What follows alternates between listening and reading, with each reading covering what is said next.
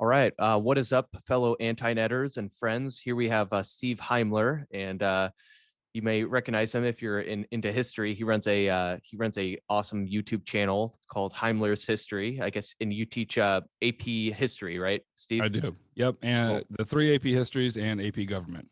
Yeah.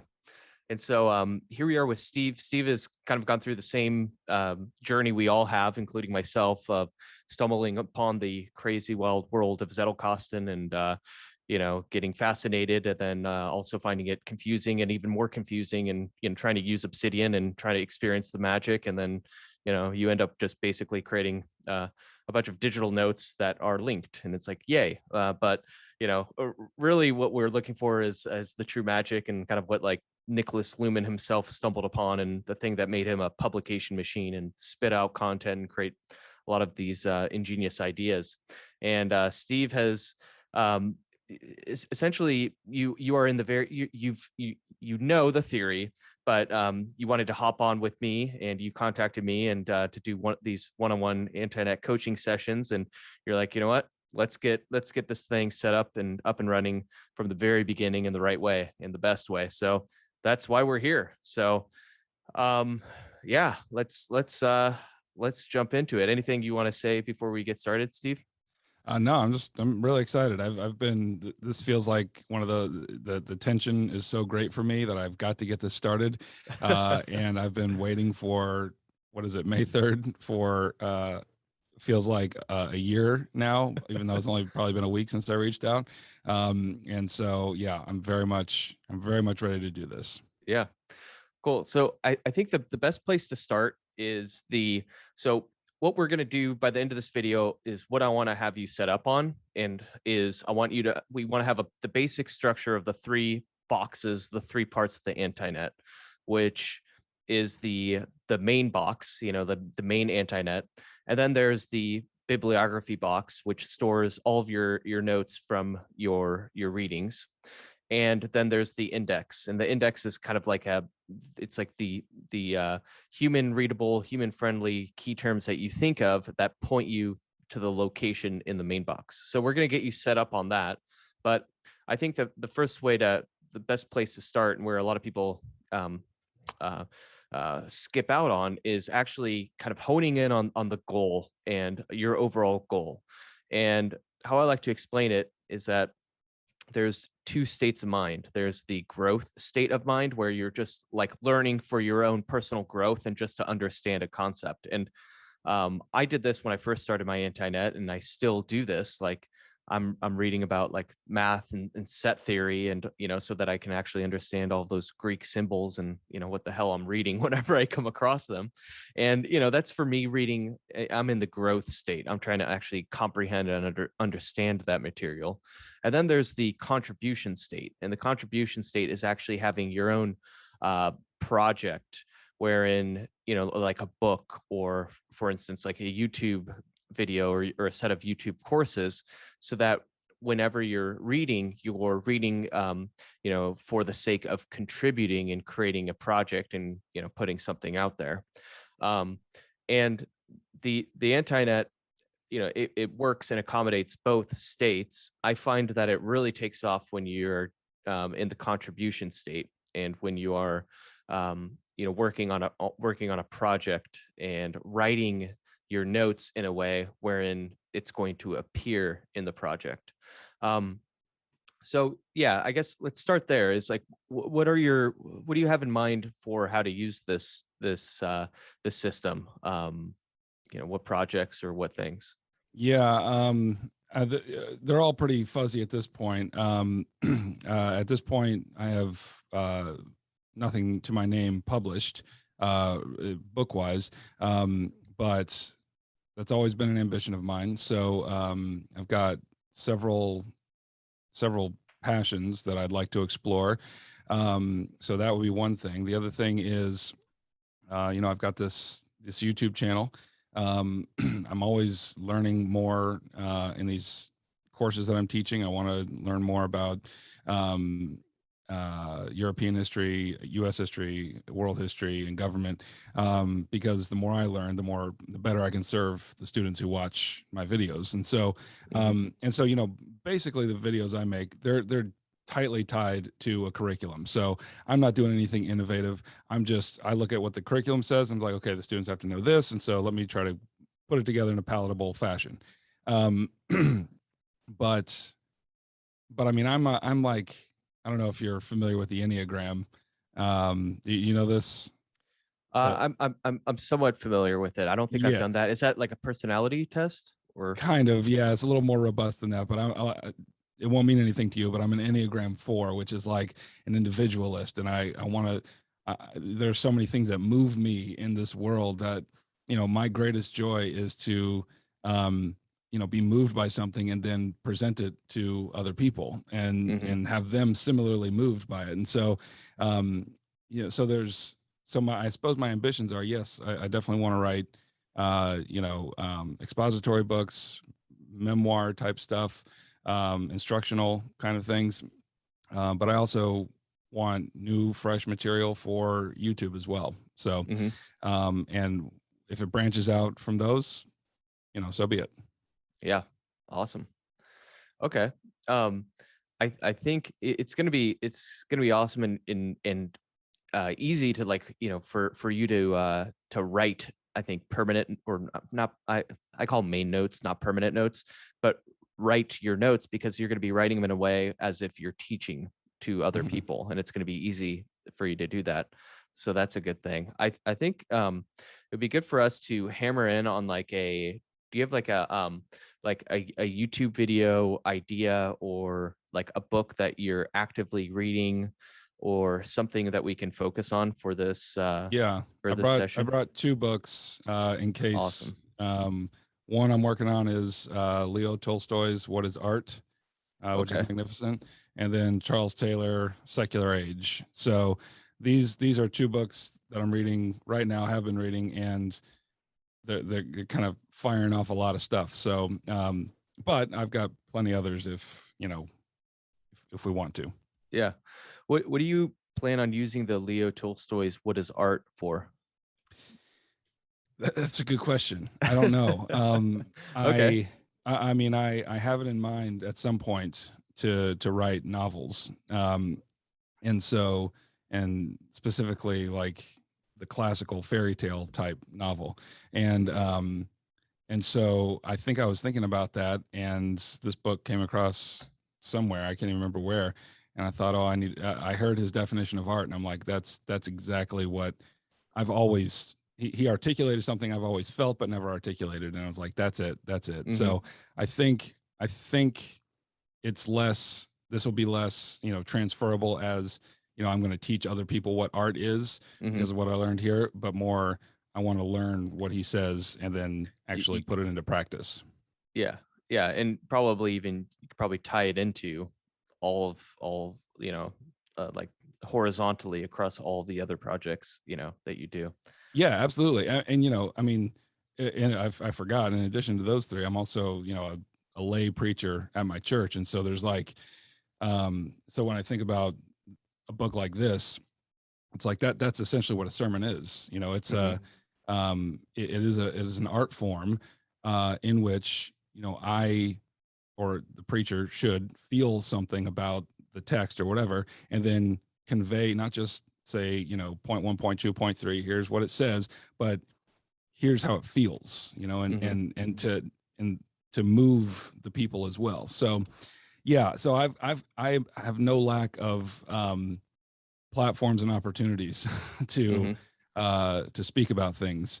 Um, my problem is that, and that's part of the thing I told you, is that I've got so many things that I'm interested in, whether it's history or theology or philosophy or fiction, art, aesthetics, whatever. From my understanding, all of that goes into a single Antinet. Hmm. Yep. Yep. And then you start seeing where the ideas are coalescing. Hmm. But I have that's part of, I think, what's kept me from getting started is I don't know how to make something out of all of that into Hmm. a neat single singular entity. Yeah. Gotcha. Yeah, we're gonna build that out and address that. Yeah, it'll be a singular entity in that it'll all be in one, box like your Antinet, and then you'll be able to link it all together. And the one thing is that, and I was just writing about this actually this morning, is there's a lot of randomness and surprises and accidents that happen, especially in physical systems, that cannot be reproduced, in my opinion, as well, or like even at all in digital systems, because you create information way too quickly, way too fast in digital systems. Like you don't actually stamp it into your mind, like the neuro imprinting factor. And yeah, so we'll get into that, and we'll get into like how we can organize and branch out, those different areas that you've mentioned. So tell me about the secular book. Have you written out material on the secular book? Like, do you have like notes or highlighted passages or anything in that? I do. I have a bunch of stuff underlined. With the Tolstoy book, I actually, after watching your video on, Okay, the awesome. notes, I started doing You got that. the bib card. Okay, cool.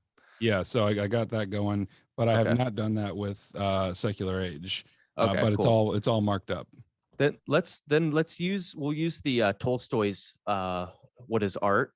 Is that what the book is called? What is Art? Yes. Okay. Yeah, let's use that for in building this out. Okay. Okay.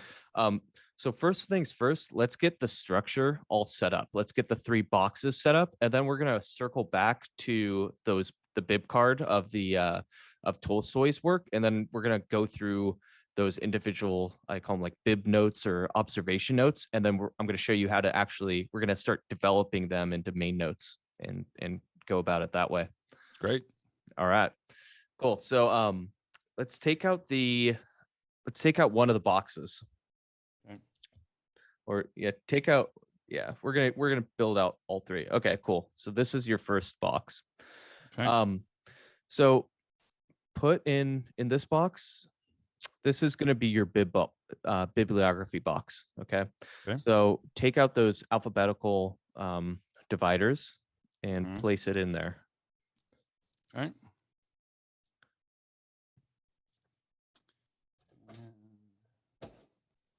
All right.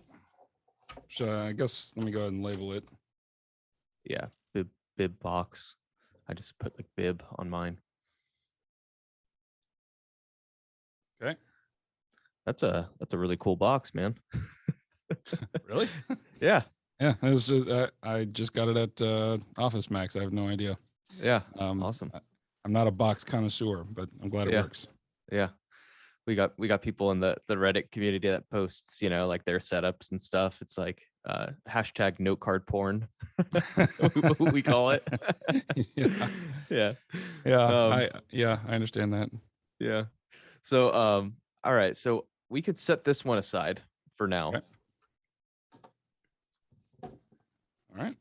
And then pull out another box. We're going to do the same thing. This is going to be your index box. Okay. So put the alphabetical ones in there. Oh. Do you have another set of alphabetical dividers? No, hold on.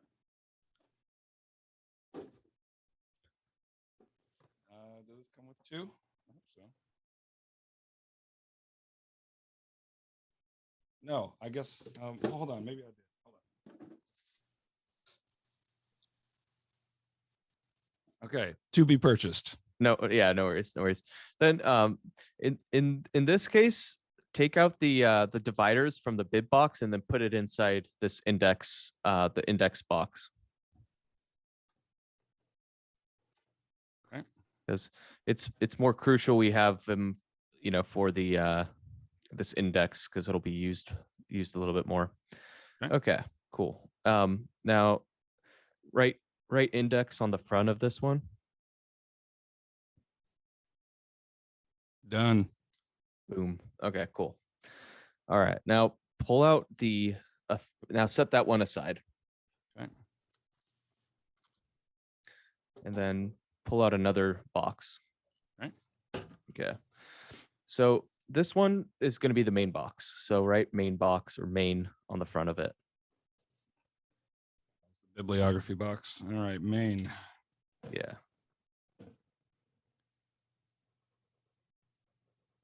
Okay. Cool. Now I want you to take out 5 blank white index cards.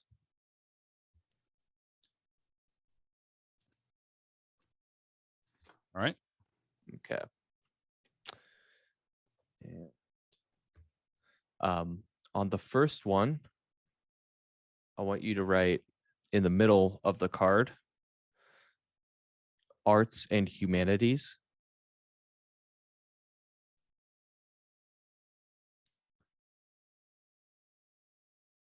Okay. And then in the top right corner, write 1000. Okay. So I think you may have seen me do this before. Like this is like, yeah, I'll give you kind of the overview and explain it after we finish this. Okay. And then pull out the next one and write in the middle, social sciences.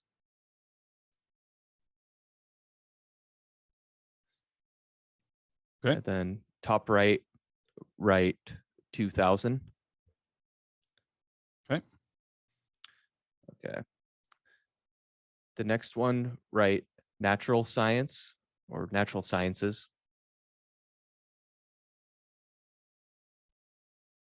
Okay. And write 3000, the top right corner. Got it. And then the next one, write formal sciences and 4000 in the top right corner. Got it.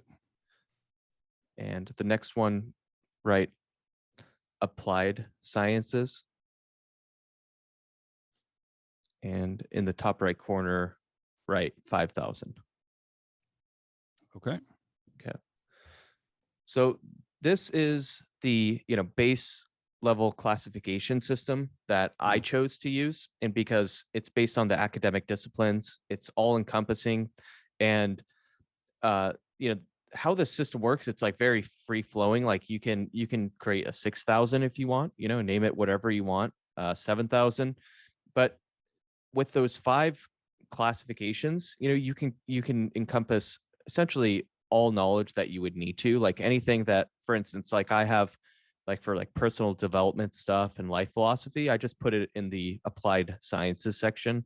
That you could put that wherever, really wherever it makes sense to you, as long as you index it. And as you continue to like evolve it, it's really an arbitrary system. Like Lumen, in his first one, he had like 108 top level categories in his, and they were just random, and it's really like an arbitrary structure, as long as you essentially label it in your index and it makes sense to you, and it'll grow its own personality. The name of the game is, once you start developing the notes, the name of the game is, once you then have like a new idea, is to try to think of the most similar and related idea it is closest to, and then place the idea closest to that idea, and then you kind of create a new stem, and then you can kind of create leaves and branch down that stem of your own more and more notes. A lot of the stuff, it's not going to like it's going to make sense in theory, but you'll understand it more in practice. You'll understand that it's a lot of people get hung up on the classification system. They kind of treat it like the Dewey Decimal System. They're like, oh, where does it go? Oh my God. The thing that you're going to want to consult is Wikipedia's outline of academic disciplines. This helps us classify, and I'll put the link in your in the chat here too.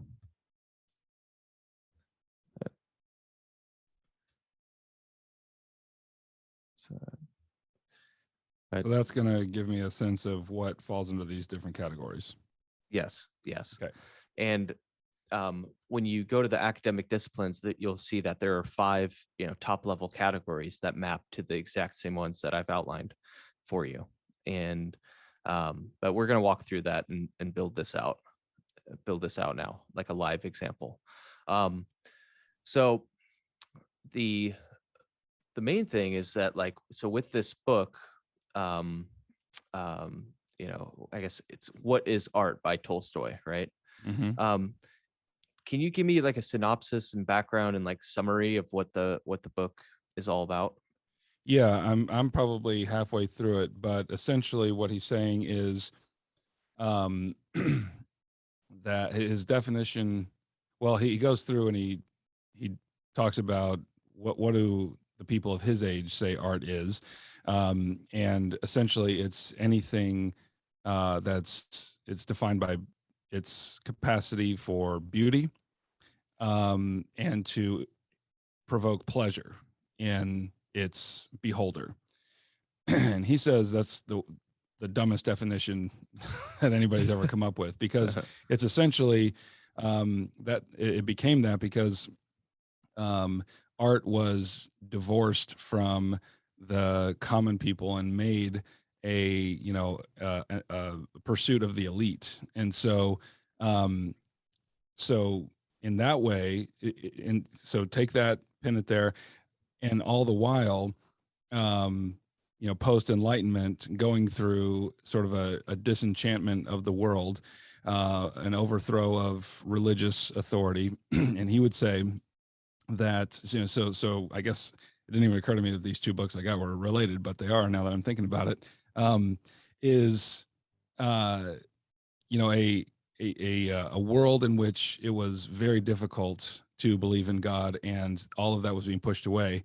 And what Tolstoy says is that art is essentially the artist feeling something and then using words or lines or song or whatever it is to produce that same feeling in another person.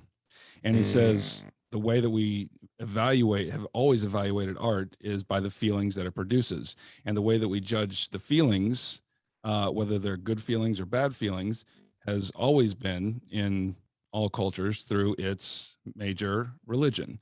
And so with the disappearance of religion, what came to replace it in terms of art, because there's no longer any evaluative framework for judging what feelings are good and what feelings are bad in a Western culture. Um, what came to replace it was, well, it's art if it's beautiful, if it's mm, pleasurable, you know. Um, and so and so that's about as far as I am right now. So I think where he's going is that art isn't nearly as highbrow as we like to think it is. That a woman sweeping her floor in 19th century Russia, um, singing a song to her children, is just as much art as the Sistine Chapel ceiling. And probably he would say better art, mm. because it wasn't produced for any sort of power structure or anything like that. This book was about. Yeah. Yeah. So what it sounds like is essentially um it sounds like philosophy of art almost, right? Hmm. Like Yeah. what is art? Okay. All right. So um let me see here. I'm going to share my screen. So I'm going to show you kind of how I go about categorizing this. Um all right. Share screen. Share this one. Okay. You see my screen? Yep. Okay.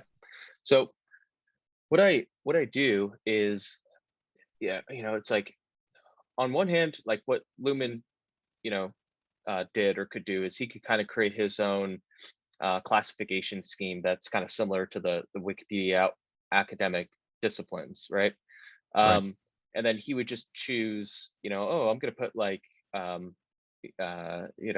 essentially philosophy of art at like category classification 17. And actually, in reality, his 17 really mapped to 1700, like the four digits. I've just decided to use the four digits because I think it makes it clear instead of like having to remind yourself that 17 maps to 1700.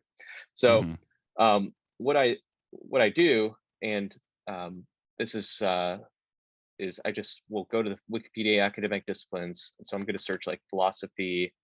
I think they might, philosophy of art. Okay. Philosophy of artificial intelligence. That's funny. I just, search this stuff. So Hmm.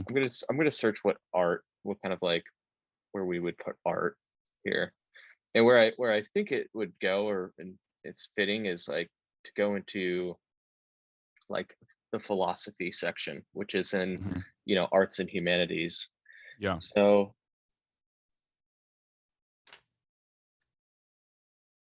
philosophy,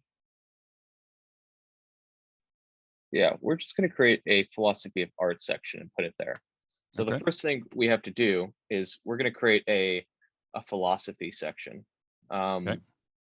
And so I don't know if you could see this, but in the humanities, it is humanities is here, like here, I'll Hmm. zoom in. Yep. And that's like the arts and humanities section. So this maps to 1000.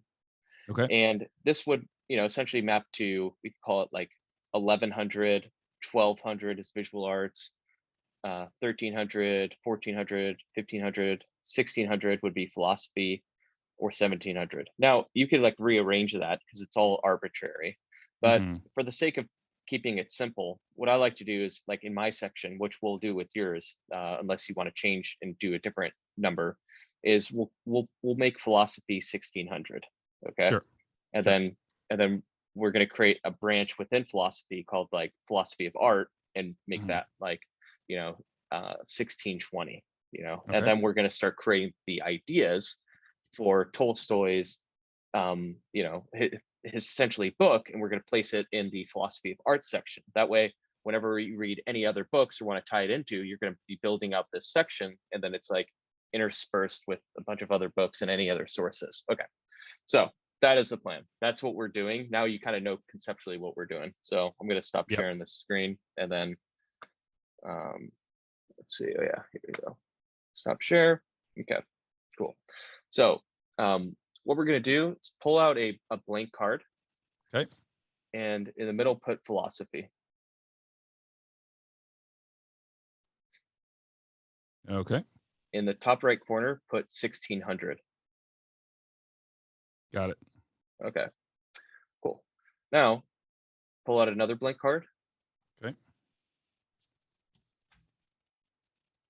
In the middle put philosophy of art.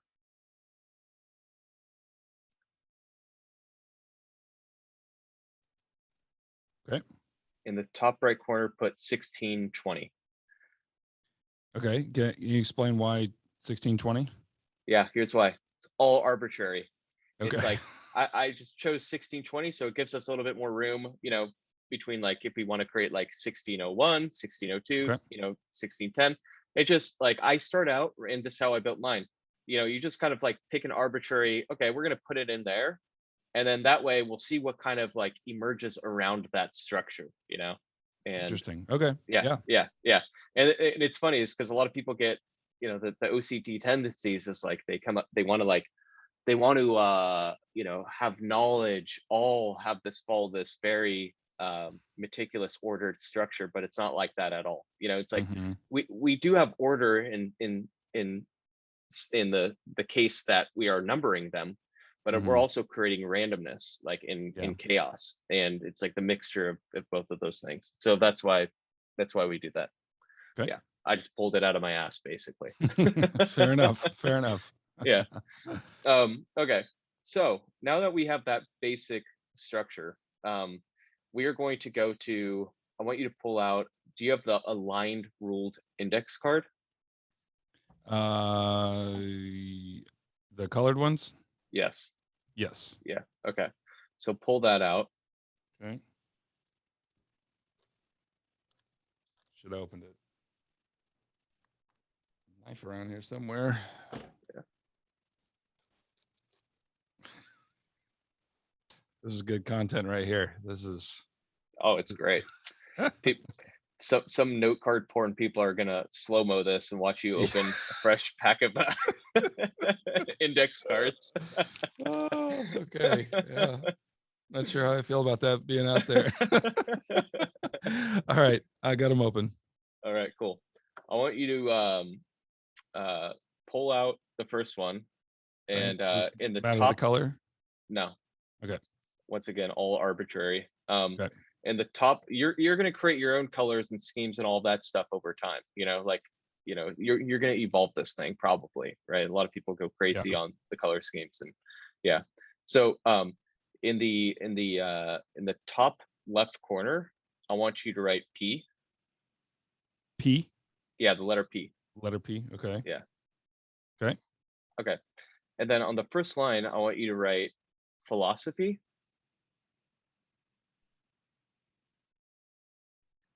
Okay. And then colon, the colon symbol.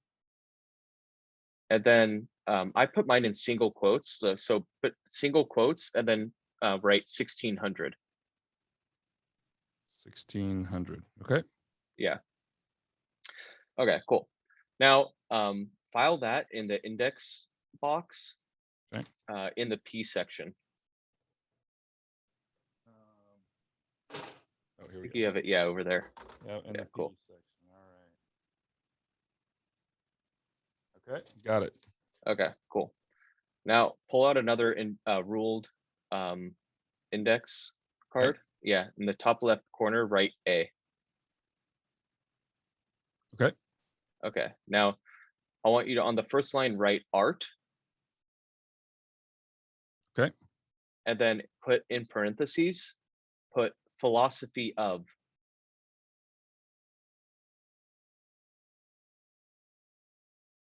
Okay. And then colon, Mm-hmm. and then 1620. Okay. Yeah. Yeah, So it's starting to happen. I'm starting to yes, feel it. exactly, You feel it? exactly. I Yep, feel it. Okay. yep, Right. yep. So This goes in A. it's interesting. This is like kind of like a cross structure within the branching tree structure in the main box. Yeah.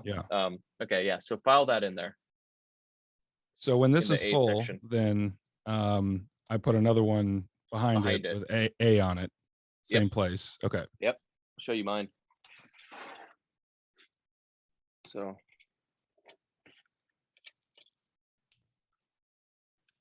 mine has evolved. Like this is, I have more, but like I've like, look at that whiteout. I have A. I put like one, one, A, two, and look at, like, I've even evolved it. I wrote like A variants, like that's when I didn't really know what I was doing. Like this is, a year ago, learning the system by doing it. There's A3.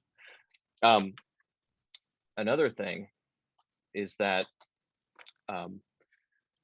like this is kind of getting advanced. We don't need to get too advanced right now, but once you say you have multiple entries for art, in there, what you can then do is create a dedicated index card for art. I think I might even have one in my, and you can like, well, I'll just show you one for the letter of association. Like say you have like 5 different entries for art. You can then create a dedicated card for art. This one is association. And then you can list all the, it's called like a nested structure, like a nest. You can list all of the, because you can have art, and then you can have like philosophy of art, art and beauty, art and something else. So that would be a gathering of the bigger categories onto one card. Exactly. Yes. Okay. And so why I like to put them on this, how we're doing it first in the beginning, is that you're making art, that category, prove itself that it will actually have multiple listings before you create a dedicated, I call them key term index cards for it. And then you can, organize that behind the A, but right now, all you need, and it will be more than enough in the beginning, is to just use these, I would call them like, list index cards, where it's just anything that starts with A. And that's how Lumen did it, I've just added my own wrinkle to it, by creating like a dedicated key term for each index card, for the big ones, Okay, cool. So we've got the cross structure going. So we've got the basic structure, and we have philosophy of art, is like 1620. Mm-hmm. So what we're gonna do now is let's go to the book. Let's go to Tolstoy's book. What is So art? with the big categories that I created. Oh yeah, sorry. Yeah, about that. Yeah, let's put this in the main box. Let's put these in the main box.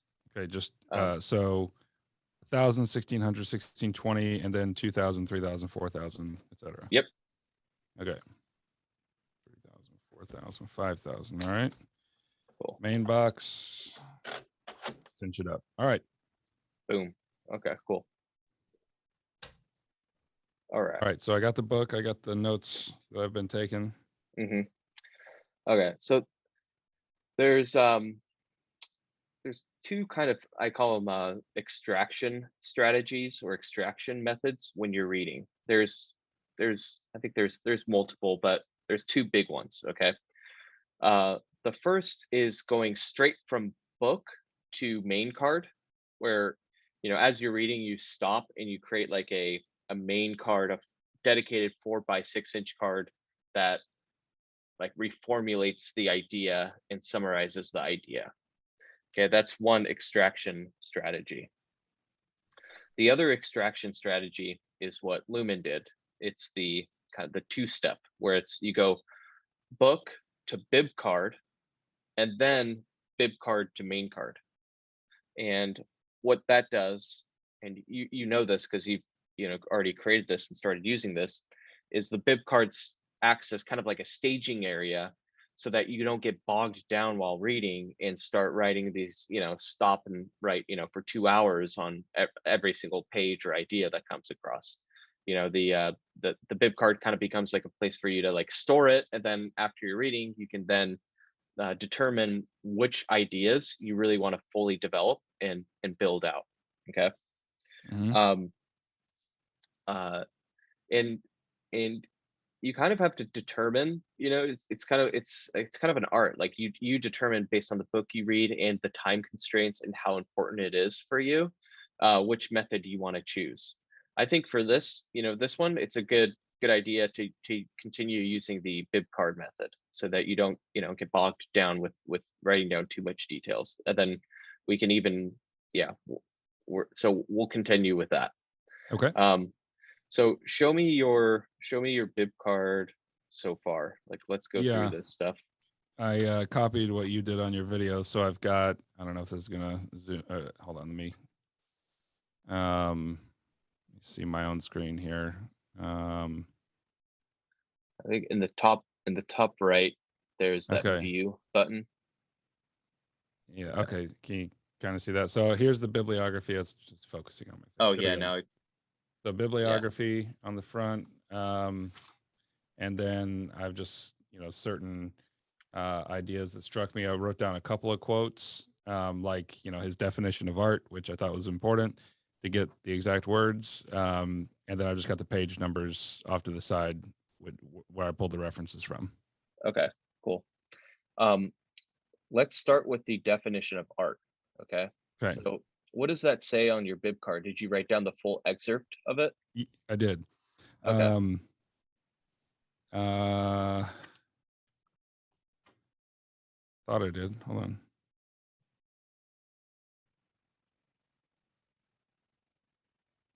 No, I guess I didn't. Okay, good. Because he actually does that about halfway through the book. I think I just read that. I don't know why. People understand many meanings. Yeah, I don't have his definition of art, but I Okay. know where to find it if you want to Okay, use cool. it. Well, let me show you how to do it, because the good thing is I'm glad you didn't write down the full definition on the bib card. Okay. Because what I was going to have you do is we're going to rewrite it anyways. Okay. So when you come across the definition of art in there, Mm-hmm. the temptation is to write out the excerpt on the bib card. You don't want to do that. Okay. All you want to do on the bib card is write the page number and then simply definition of art. Okay. Okay. So let's do it right now on your bib card. Let's Okay. write down the page number, and then we'll put definition of art.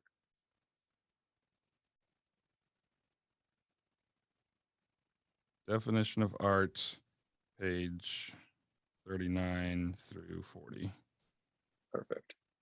Okay. And then underline art. Okay. So what that signals to us, like, you know how you've created that art in there in Mm-hmm. the index? You've essentially neuro imprinted that idea on your mind, on your brain. And this is what Lumen talked about when he said you read differently when you actually, use the Zettelkasten, the Antinet, because when you come across, you're going to come across it in other books too and stuff. Instead of you having to like on demand think of that concept, you've already have that concept in your head and it's in your own Antinet. So all you have to do is write art, underline, boom, and then you can keep moving on. That way, when you're done reading the book, you can then go back and be like, oh, there's a section on art. And at that point, you can either decide to create a full-on main note for art, or you can just go to the art section in your Antinet, and say, oh, see also Tolstoy, page 46, Mm-hmm. instead of fully developing it at that point. Okay. Anyways, yeah. So let's see what the definition of art says. Okay. He says, to call up in oneself a feeling once experienced and, having called it up, to convey it by means of movements, lines, colors, sounds, images expressed in words, so that others experience the same feeling. In this consists the activity of art.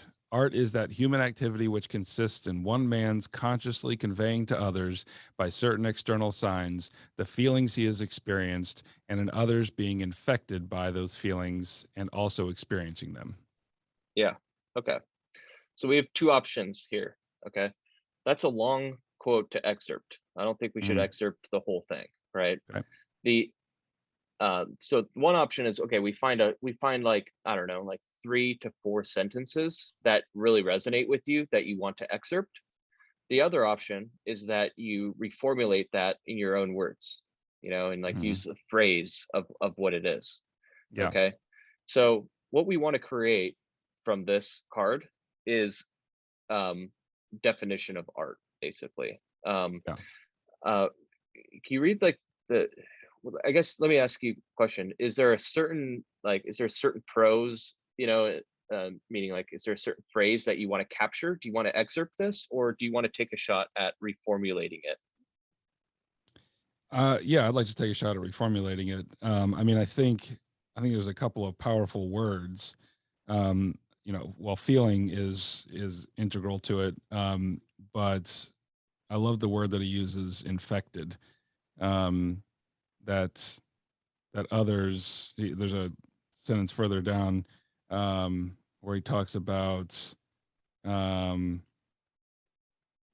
owing to man's capacity for being infected by other people's feelings through art, he has access to all that mankind has experienced before him in the realm of feeling. He has access to the feelings experienced by his contemporaries, to feelings lived by other men thousands of years ago, and it is possible for him to convey his feelings to other people. Like, Hmm.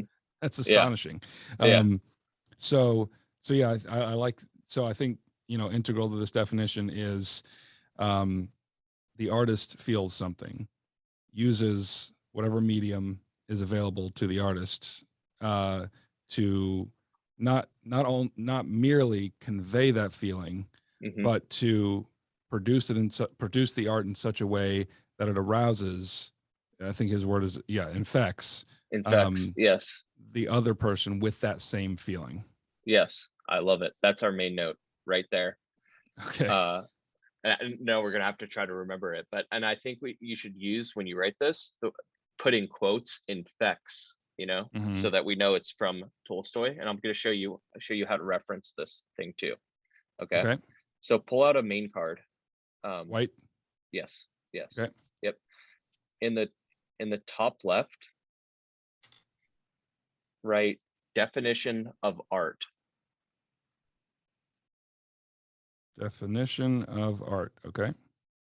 Yes, and then underline it. Okay.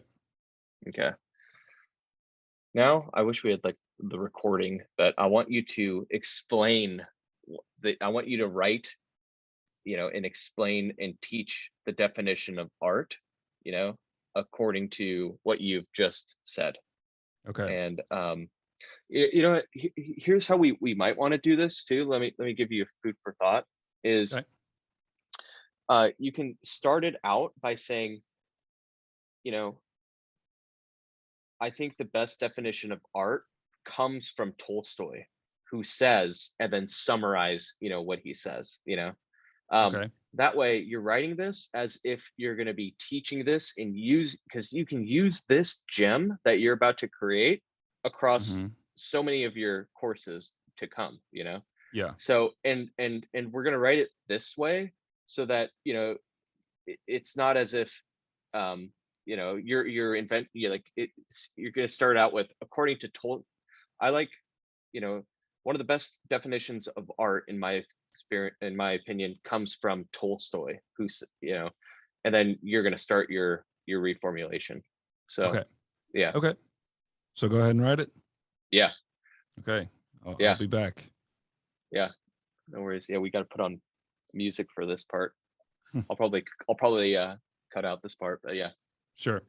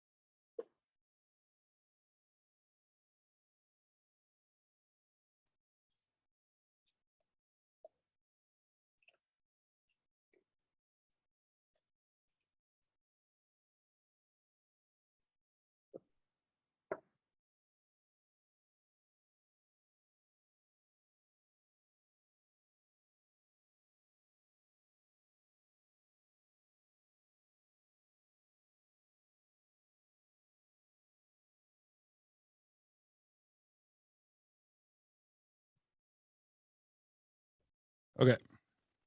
Cool. Let's hear it. All right. The best definition of art comes from Tolstoy, who argues that art is any endeavor by which the artist experiences a feeling and then, by means of a chosen medium, seeks to infect another human being with that same feeling. In this way, art is a profound occasion for human communion across time, class, and gender. Love it. Awesome. Okay, I cool. didn't put infect in quotes. There we Yeah, go. put that in quotes. Okay. Um, okay. Now, do you have a red pen or a different color Yes. pen? Yes. Okay.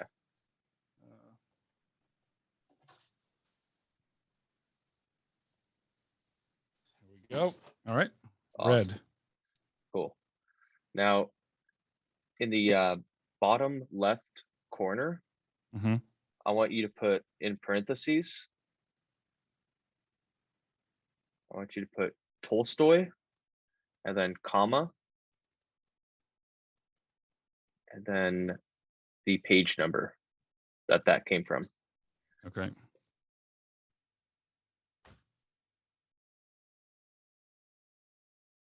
All right, got it.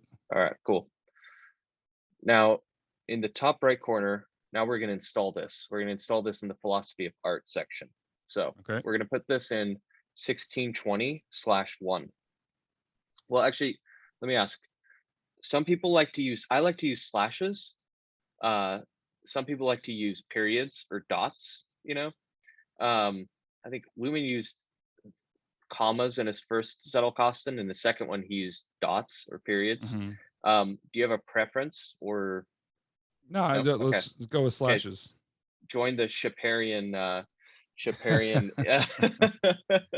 um, flavor of Zettelkasten. Yes, Yeah, so let's do you've made it when your name is an adjective.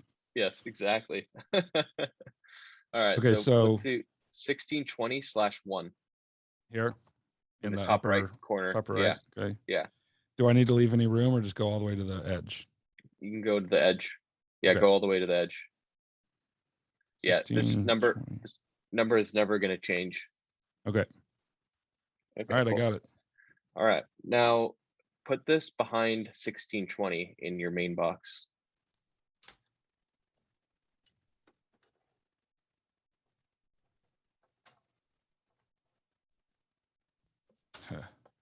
All right. Oh, Getting it? shoot.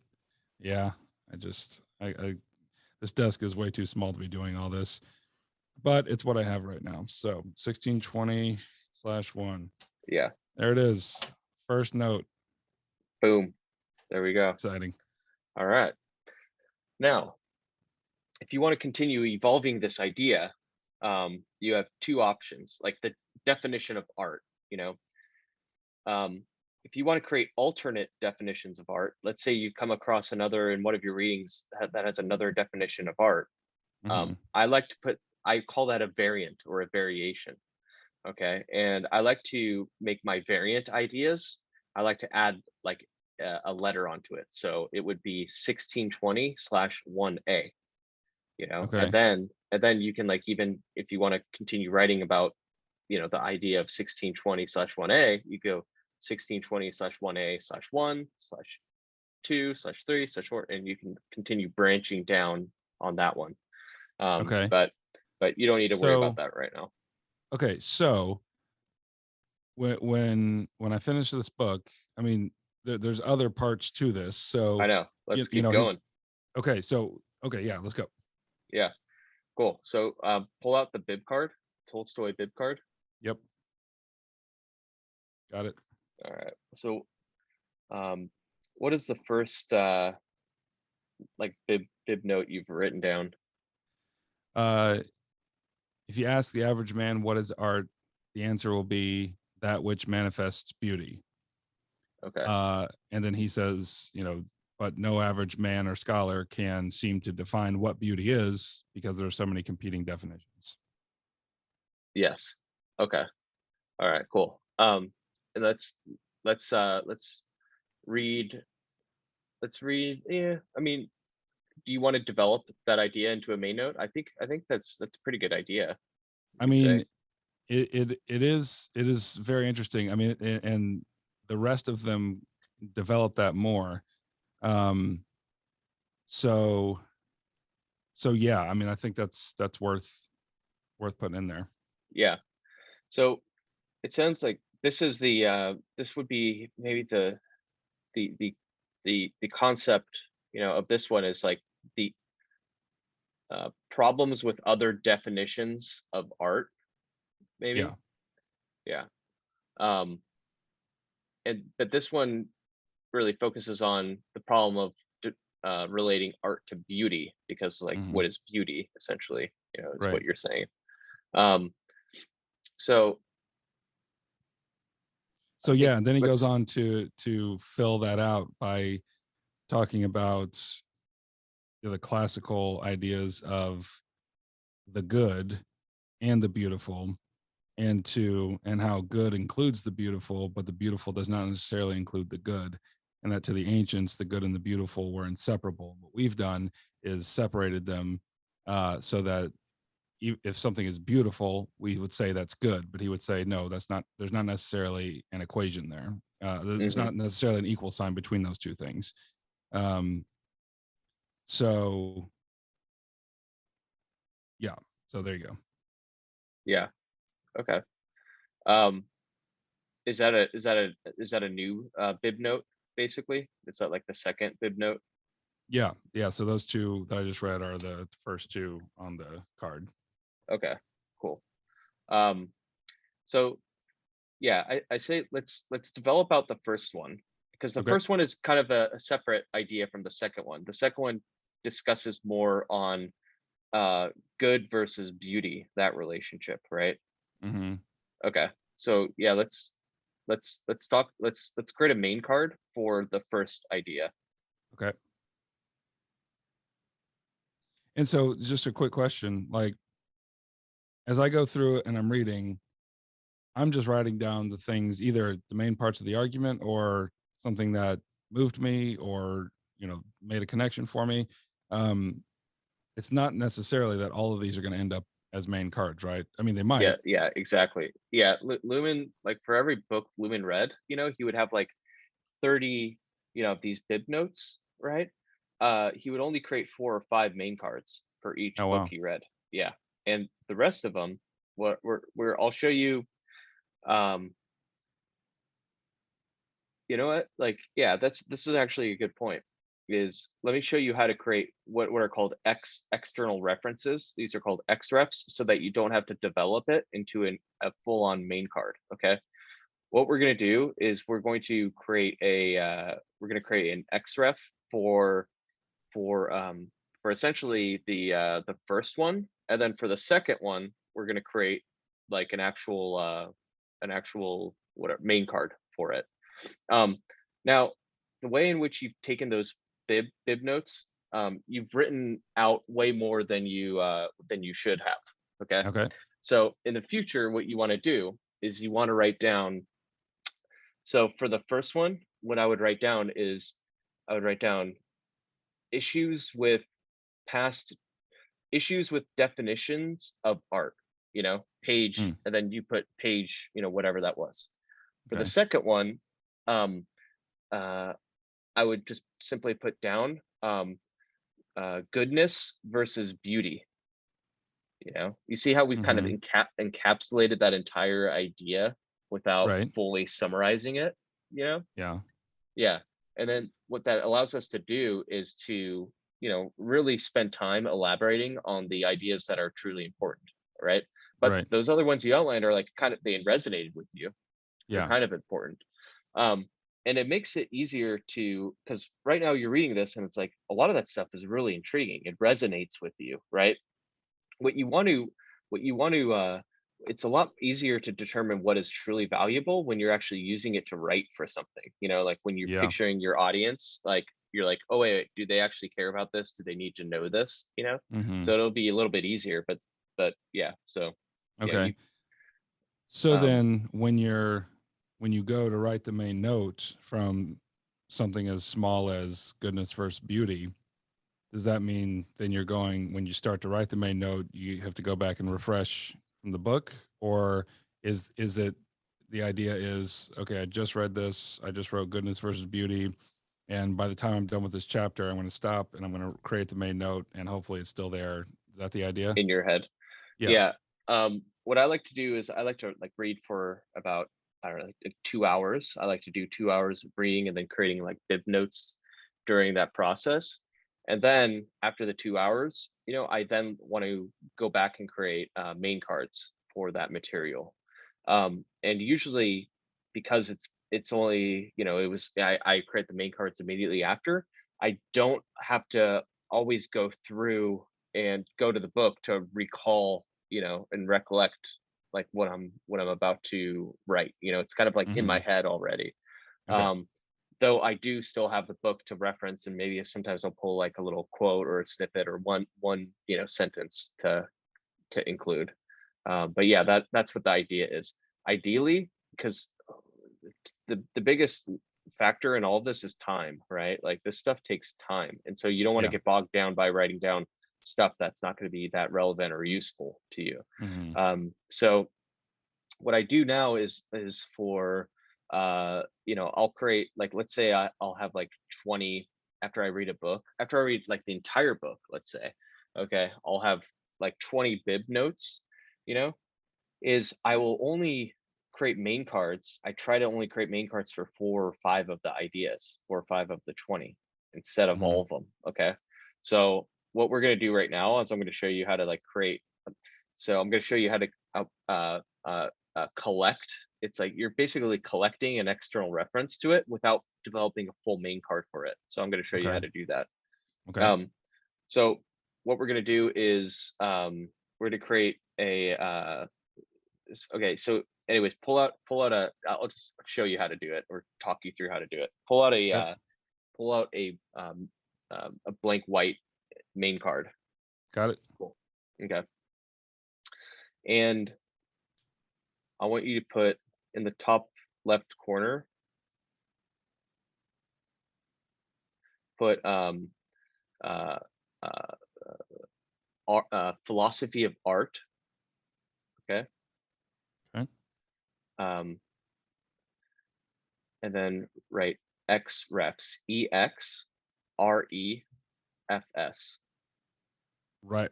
Directly after philosophy of art. Yeah. Okay. EX what? REFS. Oh, Xrefs. Okay. Yeah. So Got this it. is short for external references. Okay. Hmm. And I want you to put on the first line and then underline that. Okay. Got it. And then write problems with other definitions of art. Okay. Problems with other definitions of art. Okay. Yes. Yeah. And then write colon Hmm. and then take out the red pen Okay. Got it. and write in parentheses, put in parentheses, Tolstoy, Okay. and then that page number, which was for the first one. For the first one. Okay. So Yeah. all right. Okay. Cool. So And real quick question. So what if I have, 5 books by Tolstoy in here? How am I going to know which one this is pointing to? yeah, so the next one that you create, the next one, if you have another Tolstoy one, is you have like the date on it, right? Like the date of the that it was published. Yeah. So I would put Tolstoy and then the date of the next one, like, or the not date, but the year. So Hmm. let's say the next Tolstoy book is like War and Peace or something, and I don't Hmm. know, when it was written. So you put like Tolstoy and then the year, right? Like that War and Peace was created. Hmm. Or like what you can do is you could just even write Tolstoy, comma, W and P, like, and then on your bib card have in the top right corner have War and Peace, like W and P, Tolstoy, W and P, so that it's referring to that one, to that Okay. book. Got Yeah. it. Yeah. Got it. Okay. Cool. And then do you put the page number on it too? I did. Okay, cool. Now, where I like to put my external references is usually I like to put them in the beginning, of the section. Sometimes I like to scatter it in between. But what we're going to do with this one is we're going to, since we already have 1620/1, I want this to come before 1620/1. So we're going to put in the top right, put 1620/0.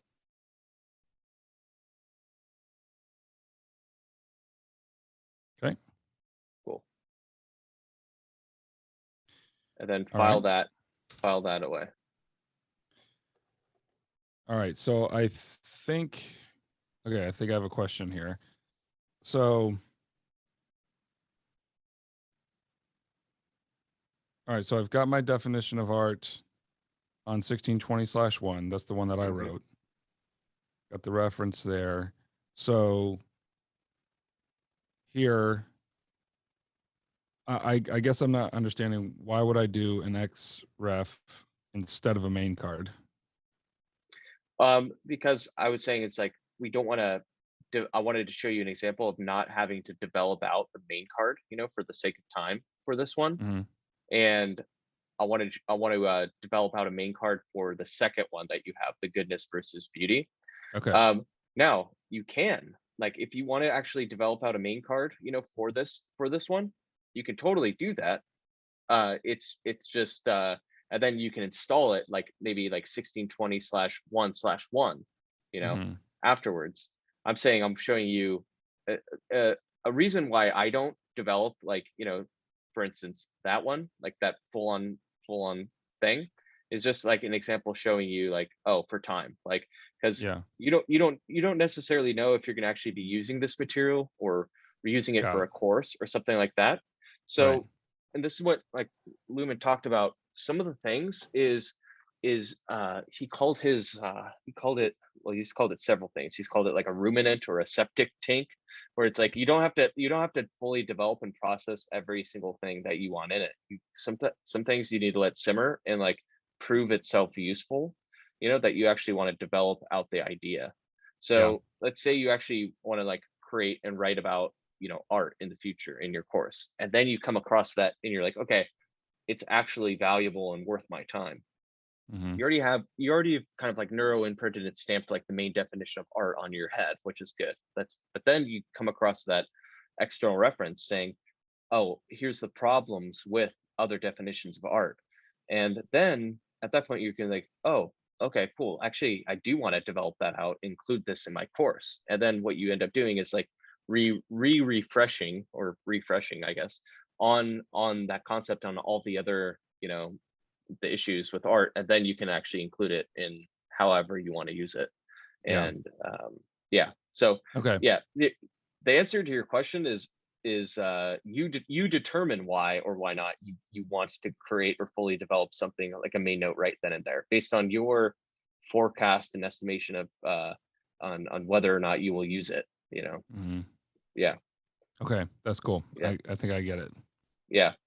So yeah, that's the thing. A lot of this stuff is like you need to really manage your time and try to get it. Try to install these concepts. If you come away with about 20 bib notes, from this book, you don't want to create, you know, 20 bib cards or 20 main cards for that. It's gonna take a lot of time, you know. Hmm. And so, the goal is to create, filter out like the top, I don't know, X percent, top 20%, Yeah. of those ideas, and fully build those out. Okay. Yeah. So let's go to the second, the goodness versus beauty Okay. idea. Okay. So can you read what that card says again? Yeah. It says, good and beautiful are not the same thing. Good includes beautiful, but beautiful does not include good. To the ancients, good and beautiful were inseparable, which I'm not sure. I'm struggling to remember. There was kind of a complex argument. Um, he says, the meaning of the word beauty has remained a riddle. Talks about it in the Russian language, how good includes within itself beautiful, but not vice versa. So that you can say a man, a horse, a house are beautiful, but of actions, thoughts, and character that they are good. Um, Beautiful is only that which is pleasing to the sight. So then he goes on, uh, in my youth, the expressions beautiful music and unbeautiful actions were not only not in use, but incomprehensible. Evidently, this new meaning with which European thought has endowed beauty is beginning to be adopted by Russian society as well. So yeah, I'm not sure. I might need to think on that one a little bit more, um, or not. What do you think? You're saying that like you may not want to actually develop that into a main card, essentially. Like I honestly think what you wrote on the bib note, great that was a great I think reformulation of the idea. I think that, but are you saying that maybe that's not what the book is saying?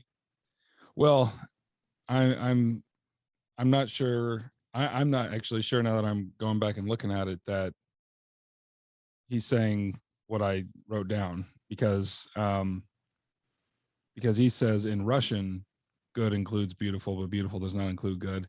And then, the argument is that good and beautiful are not the same thing. He uses sort of a philological argument to talk about the language and the history of it. But Hmm. then, the next thing I wrote was to the ancients, good and beautiful were inseparable. Hmm. But I think he was saying that in support of his point, not. But that sounds like it's against his point. So Yeah, I'm trying to figure out there's a missing step in the argument there. yeah.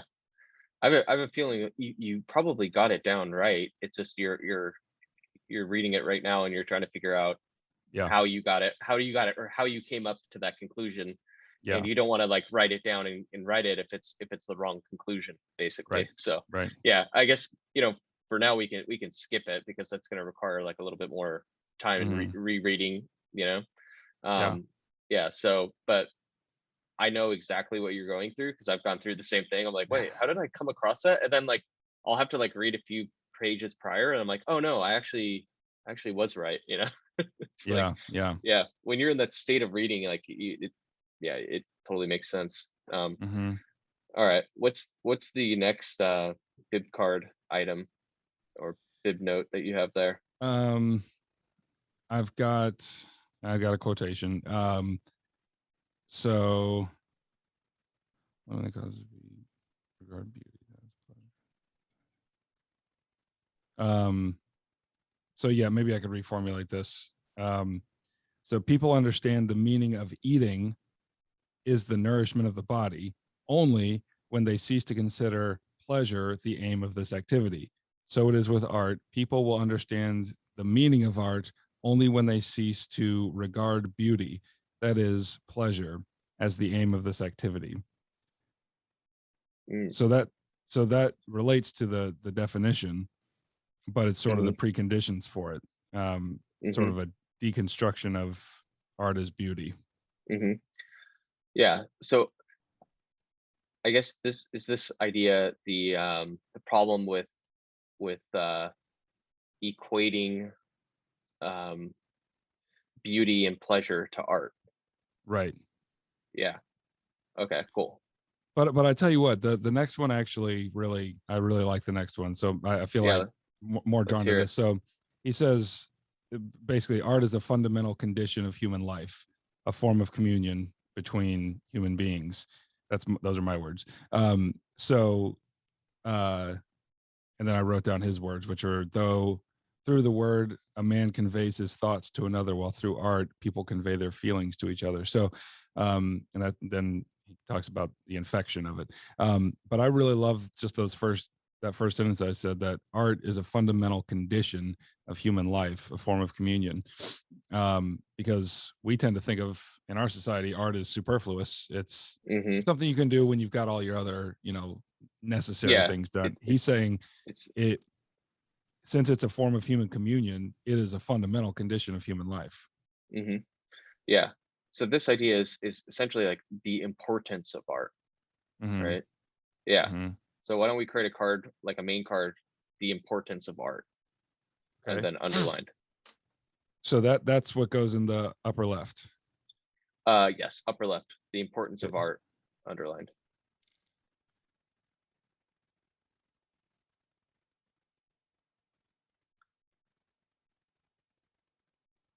Okay. Yeah, and what's cool is, oh, before we start writing this, what's cool is that like when it comes time to creating, like you're gonna have these cards, and how I imagine you might want to do it is like when you're using this material, let's say you use this material. If not, then it's always going to be stamped in your head, like more a lot more effectively stamped in your head than digital, because digital, it's like you forgot that you even created it. With this, Right. it's tangible. You can like memorize it. You're like stamping it in your head, right? Right. But let's say you get to the point where, and this is what I'm doing right now, I'm writing my book. Like here's what's on my desk right now, like all these cards, and I'm like kind of, as I'm writing, I'm like going through this and like being like, oh, you know what? This one should go over here, and like, kind of you get to move it around more. So with what you're creating right now, like when you get to the section in your course or wherever you use this, you can be like, you know what? I'm going to start first with the importance of art, and then I'm going to get to the definition of art. So Yeah. it's like kind Yeah. of like rearranging it around, which is like so much more valuable. Like having it in Yeah. your hands, and like, it's just, yeah, it's a game changer. Yeah. So yeah. So anyway, let's get back to let's develop the importance of art. This card. Okay.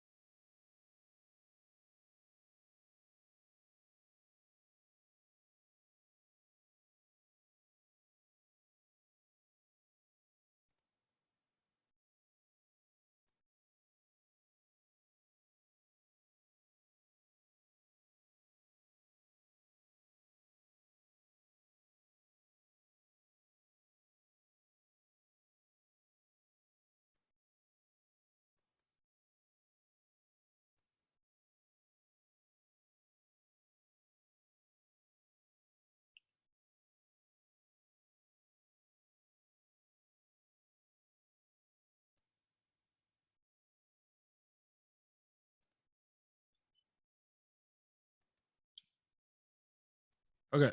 I said art is not a flourish on the necessities of human life.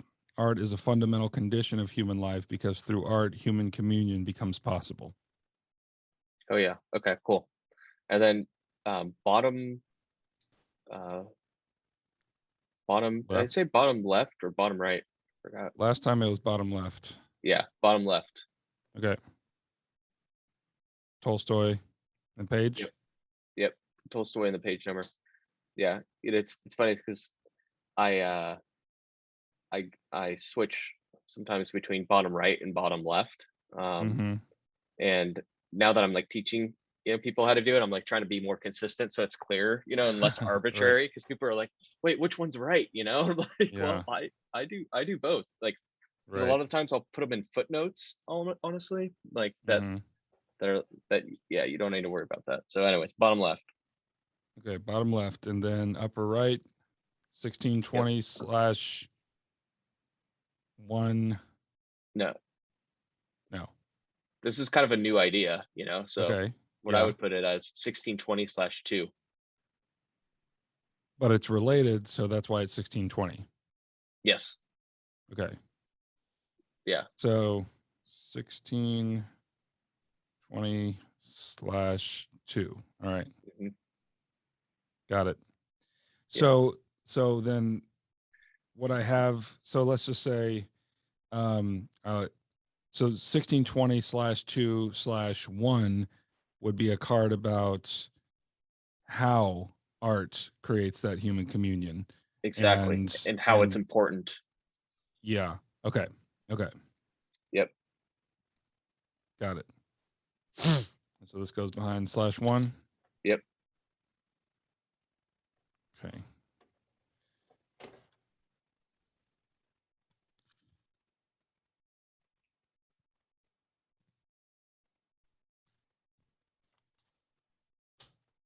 There we go. Hell yeah. All right. Okay. Yeah. Do you have another one you want to develop and build out from the bib cards? Well, let's see. Let me look at them. RO. I mean, it's interesting to me. He has a section where he talks about how pleasure became the highest evaluator of art, which I think I talked to you about earlier. It says appreciation of art depends on an understanding of the meaning of life. This is in most cultures determined by religion. And so religions shape how their adherents feel and provides the evaluative structure for those feelings. And then the Enlightenment, with its skepticism of religion, stripped humanity of its evaluative structure, and thus beauty became the measuring rod of art.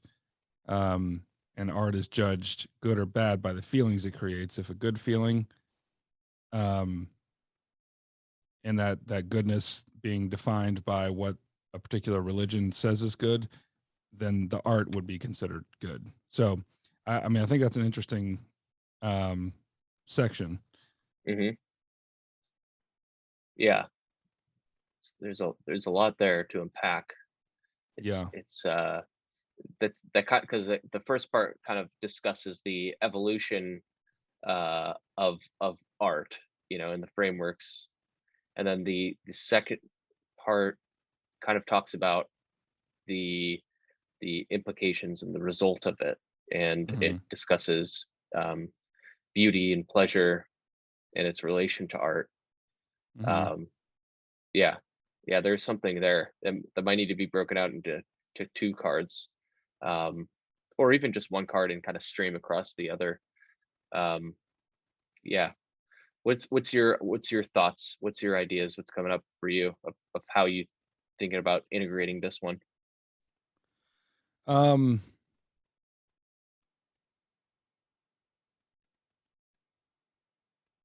mean, oh gosh, I'm not sure. Like what you said earlier about the, having the outcome in mind. Mm-hmm.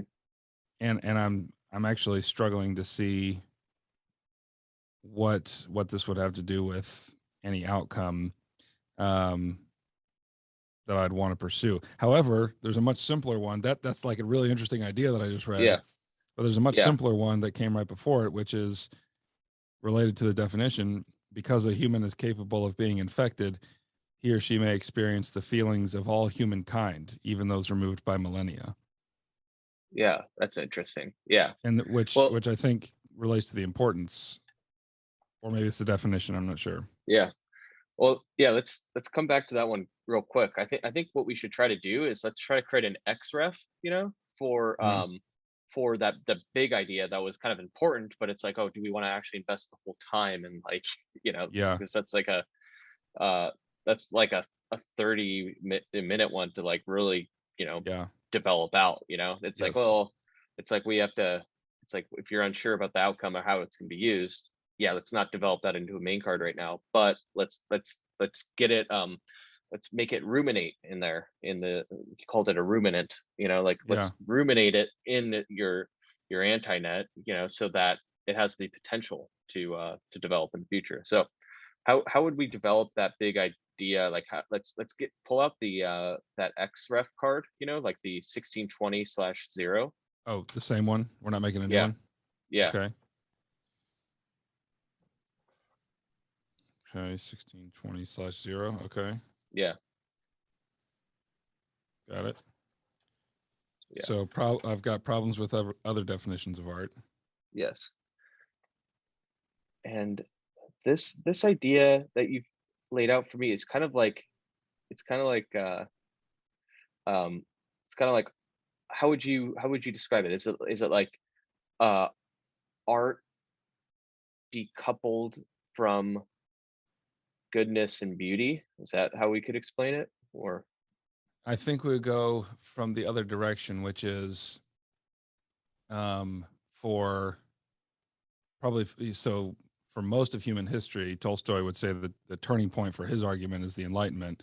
So for most of human history, people were taught what the meaning of life was by religion, mm-hmm, and their good and bad feelings, that the evaluator for what is a good feeling, what is a bad feeling, is given to them in that religion. So mm-hmm, Christianity would teach Europeans of the Middle Ages that a feeling of um, of awe was a good feeling, or the feeling of sacrifice, or that sort of thing, on behalf of another. So the religion then taught what the good feelings and the bad feelings were. And so if art was produced that aroused the feelings that the religion taught was good, then we could say it's good art. mm-hmm. On the other hand, if it didn't, if it aroused the negative feelings, then that would not be good art. Yeah. Which is, it's a really So interesting it's thing, so it's because it's totally different than we think about it. Like, we just say, well, does it make me feel, is it beauty? He said it doesn't matter. What kind of feelings does it arouse? so it's like quality of art influenced by morality of religion. Yes. Or almost judgment of good and bad art. Uh, I would say religion provides the rubric for evaluating art. Yeah. Yeah. Okay, cool. That's the Exref. So write that down.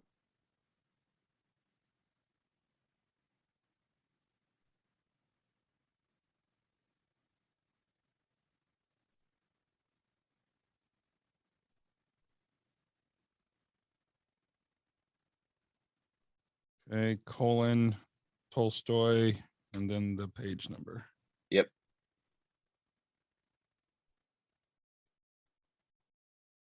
Cool.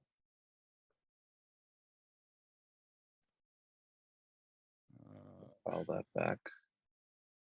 40. Okay. Yeah. So you see how awesome it is to be able to use Xrefs. Like Yes. it's like it, because it's like it allows us to collect, stuff and not fully process it. Mm-hmm. Yet like, digital systems allow that as well. You can like use bookmarking apps and all that stuff, but like you never actually go back and review that stuff. Right. This is like a more curated collection of unprocessed gems, And so so it's like, if when you're producing something, the whole is there and you can see that it's on the XREF, yes, that's when you go and find it. yes, and then you Yeah. can develop it when you need it, Yeah. and then, but the stuff that the the 4 or 5 main ideas from the book that are really truly powerful, you've created a main card already for it, which means you kind of stamped it in your head already. You've kind of created that stem, that little branch for leaves to like pile around, throughout the Mm-hmm. next, I don't know, 20 years, 30 years, So it's like, Yeah. at least you got the main ideas to stem around, and then you can like on an ad hoc basis, when the time comes, and then you evaluate and view those Xrefs, and you're like, you know what, that's actually really useful for me right now. Then you can develop it out. Yeah. Yeah. Okay. Um, So now I have a question for you. mhm. Um, the so we're not talking about this book, but in this book, this is one where he talks again about the Enlightenment, and well, he starts basically with the Protestant Reformation, but he talks about how the time before 1500 and the Renaissance and the advent of humanism and all this, it was he says it's almost it would have been unthinkable to not believe in God. It Mhm.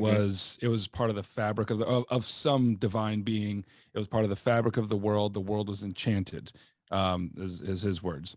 And then through starting with the Protestant Reformation, ironically, and then especially picking up steam in the Enlightenment, now where it would have been unthinkable, there's a huge hurdle to get over before 1500 to become an atheist, which was almost not even a thing.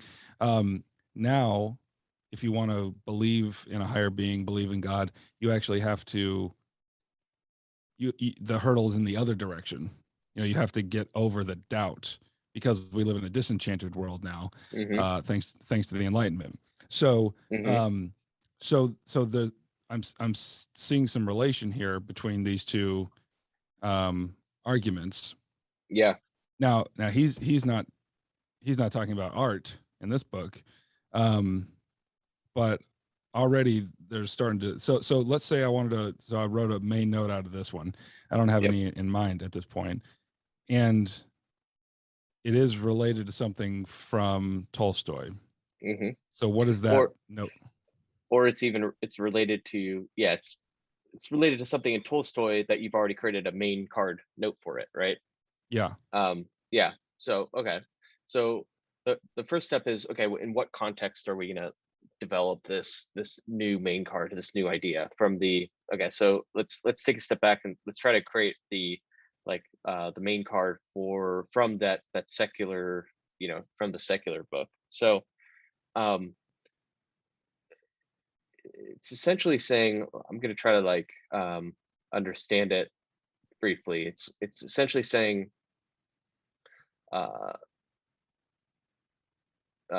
before the 1500s, the rubric, it was unthinkable to not have, be a Christian or have a religion, because it had so many other facilities, and usefulness, but it also for survival and for your community and all that stuff. But it also provided, I think you said, the rubric for in which art was created. Maybe that's coming from Tolstoy's side. But okay, and then you say, this is an example.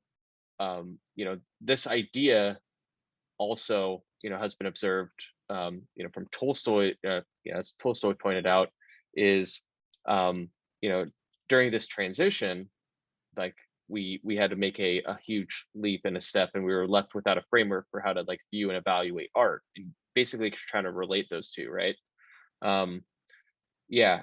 Help me out on how you would use the idea from the secular, the secular book, the main card, because what I'm trying to do is we can create a link to the main cards that you've just created. Right. That's what I'm wondering about. So,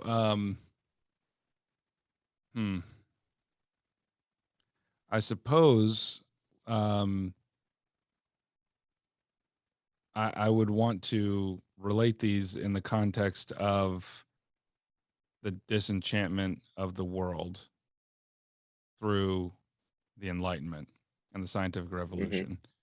For all the good those did, they certainly disenchanted the world of the necessity of believing in any divine beings. And so once as religion, and this is mainly about Europe, as religion leaves the ascendant place in the European imagination, that has all sorts of implications for how human beings view themselves, how politics, society, etc.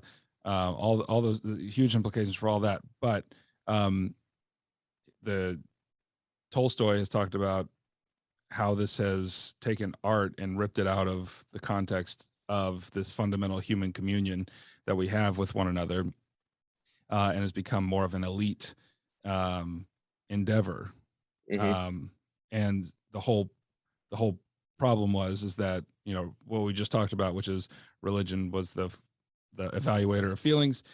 Art was supposed to communicate feelings, but now we don't have that evaluator, and therefore art is just whatever is beautiful. If it makes me feel something pleasurable, then it's good. Yes. Yeah. So there definitely So seems to be some connection there. yes, how I would write this is like the topic of the secular book. It is the book more discusses like the theological to philosophical bridge that humankind has gone through, and the problems and implications of this transition, right? Mm-hmm. So the main note that you would create, for that one would probably be in the like philosophy of religion section, like new branch that you create, or Mm-hmm. like maybe theology section in the new branch you Mm-hmm. create, and you would write it kind of summarizing what was said in the secular book. But what you would also write is on the while on that card you would say, um, this transition had implications not only for the sentiment and disenchantment of humankind and the psyche. It also had huge implications for a variety of other fields, including the implications it had on art. And then you would, when you write that, you would create, I'll show you how to do this, like just showing you one of my examples. That you would then create a link, a card link to that. You would Mm-hmm. say C, and then you would put C 1620 slash, and you haven't really developed out the full, like a main card discussing that, because that's kind of what the Exrefs are. So you put Yeah. C also 1620 slash 0, right? Okay. So you're linking to 1620 slash 0 card from that new branch in philosophy of religion or theology. And let Got me it. just show you Okay. how this Okay. would look. You see, you get it? Yeah, I get it. I get Yeah. it. So let me just show you one in my example. Like because I do this all the time, is like, some cards. So, like I've like some old ways of doing it that I don't want to. Oh yeah. Okay. Cool. Here's like a simple one. Well, here's two simple ones. This is a concept called bisociation, and then Mm-hmm. you see that, right? Mm-hmm. That's me saying C, what is that? 13, I can't read it backwards. Yeah. 1326 slash Yeah. whatever that is, Uh-huh. slash 3, I 3. think. That's a Yeah. card link. So I'm linking to that idea across, and I'm in the branch. I'm in like 4214. This is like my Antinet branch, /3/3/1. So you can endlessly branch these things, right? And you're Yeah. going to create weird structures. And then I go C, this one. So that links me to the other Yeah. area. Here's another definition. The entire reason Lewin created his first Antinet in the 1950s centered around colliding ideas, creating heterogeneous relations. For more on this, see 4214/10F/2A. Okay. Yeah. So this is what that card says, and I'm in this right here, this weird Yeah. branch, and Yep. I'm creating this link. And the cool thing about creating these links, this is all coming from my head. These are hard links, it's like Yeah. I'm not just doing full text search. My Yeah. mind is actually creating these links because it's reverberating in my head. Like I don't know to like, because I know about this 10F/2A because I've like imprinted it on my head, or I've reverberated in my mind. It's come across Yeah. lately, and I'm like rereading this and go this section and going, oh, this links to that, and then I'm creating a card link between. You Yeah. see? Yep. So Yep. yeah, cool. Dude, that's Yeah, awesome. I mean, I yeah, feel like I can go from here. This is great. yeah. Hell yeah, awesome. Yeah, and then the bibliography box on your on the ground. That's just when you're done reading the book. You file your bib cards there, and So that's what that is for. so Yeah, all of them for one book, all of them just stick it in there. yeah, Okay. yeah. Cool. Yeah, man, Awesome. you're getting it. Yeah, so it's crazy. It's kind of like the main box is like this nested crazy tree, and then the index is where you can create like a map that overlays and jumps across the different trees. Yeah. And it's like vines that swing between the trees, for you. Yeah. And this entire thing is just one big web. And the beautiful part about it is it's all tangible in your head. You can collide the ideas and all that stuff. So Yeah. yeah, you get it. And yeah, you could choose any structure you want, and continue going. Yeah. Yeah, dude, that's So awesome. Thank you so much. yeah. Well, yeah, Steve. Anything else we should cover last? I think you're. I could tell the light bulb is gone on a few times of Yeah. installing these things. Yeah. Yeah, for sure, for sure. This is exactly what I needed, and I feel like I need to take this for a run, um, take this for a spin, and then I'm sure I'm going to come up with some other roadblocks. But at this point, I'm feeling pretty good. Yeah. Awesome. Yeah. And if you I have the Reddit community, the Antinet Reddit community. And so anytime you have questions, like I like answering them in public so I can help other people. So Yeah. feel free to, join that and post any questions. I'll, do my best to answer. And Okay. like I would love to see you build this thing out and turn it into a beast. And, I'm here. So I'm Me too. available and all that stuff. So Yeah. yeah, I've really enjoyed it. Yeah, me too. Thanks a lot, Scott. Cool. All right, Steve. I'll All right. hit Take hit care. I'll the see you record. around All right. Reddit. All right. Sounds good. All right. All right, Talk to you man. later. Bye. All right.